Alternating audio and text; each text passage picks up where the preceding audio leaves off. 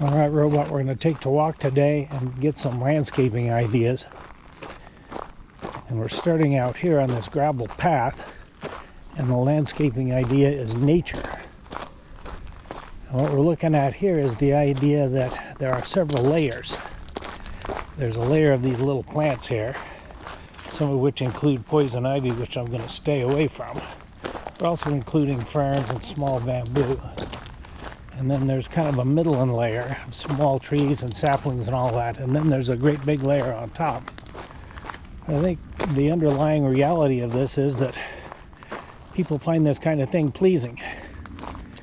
And one of the points of the landscape management is to try to channel some of that in what you design. Keep in mind that I'm videoing this in end of August in Zone 8A. Which means it's hot during the day, it's fairly cool during the night, lots of sunshine and reasonably dry. The fall here is rather dry usually.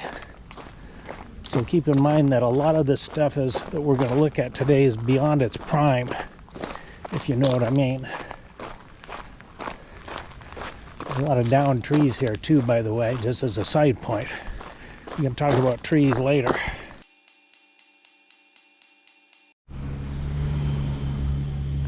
This flower bed, as you can see, is also in layers. The bottom layer is colorful, and the middle layer is a different color, and the upper layer is this beautiful Japanese maple, which is very nice. This is professionally landscaped. Here is the same effect, except for these are perennials. You've got rocks and these small bushes to form the bottom layer, and we've got these, which I think are boxwoods, form the middle, and these big hydrangeas are forming the top. And this whole thing forms a uniform kind of picture. I like this design a lot. We've got annuals in front and perennials in back, and a little pine straw in front to make the third layer, and rock to make the third layer. So that one actually looks pretty good, and it's low maintenance. This one's a little past its prime, I would say. Here's one that was done on the same theory, but this one lacks maintenance. A lot of it needs to be trimmed back. And some question as to when anybody even lives here at the moment. This is actually quite pleasant. Probably at the time this thing was planted, it was a good idea, but it's kind of taken over the yard now. But they have the layered effect here with the variegated hostas and the perennial little flowering monkey grass in front. This one got a little hot, but it's also very well thought out. Tall stuff in back, small stuff in front. That poor hosta plant is dried out. This one here is very well thought out also. It may have been professionally done at some point. Japanese maples are very expensive. These are annuals, except for that what was in that flower pot. This one has the right idea, but it's a little mismanaged. The whole thing could stand to be cut all the way back. This is tidy and illustrates the point of layering.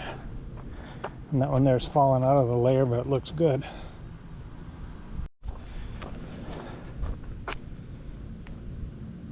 These might actually be all annuals that come up every year, with the exception of that one right there, which is a little past its prime because it's August. But that's very pleasant to me. Look at this one. It might be better if you swap the tall ones and the short ones so that the short ones are in front. That's a butterfly bush. Could use a little water, I would say, but other than that, it's beautiful. This is very simple and well maintained, and the rock is part of the landscaping.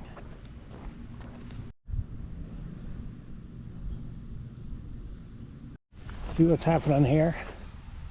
These plants right here were planted by the same professional landscapers at the same time as those over there, and they're the same type, and they're watered exactly the same amount. And the difference is this thing here, which keeps them in the shade all the time.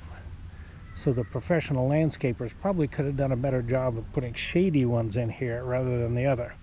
These are perennials. This is some kind of flowering monkey grass that we've seen all over this place, and it actually looks pretty nice today. Here's the lesson. Here's some more of these plants planted exactly the same time by the same landscaper, but no shade tree. A little pride in this one. Layered effect. Got some ornaments. We got some multicolored, and I think these are all perennials that'll come back every year.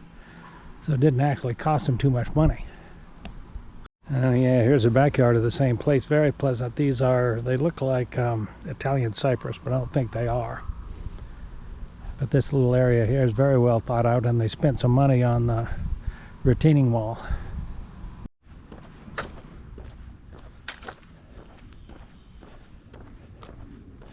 Looks like this one was well thought out originally.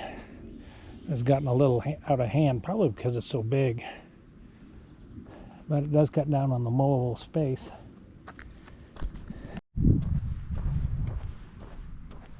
I like the black-eyed Susans. On the topic of edible landscaping, these are peach trees, and they fit perfectly here. They fit into the layered plan. This is a very nice flower bed here, I think. That's a little apple tree, if I'm not mistaken.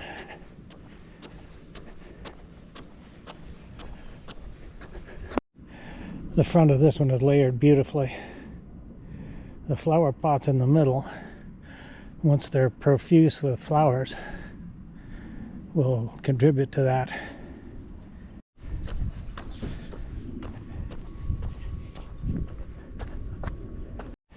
Here, in the interest of full disclosure, is mine. As you can see, we've got plenty of flower bed space, but they're being underutilized.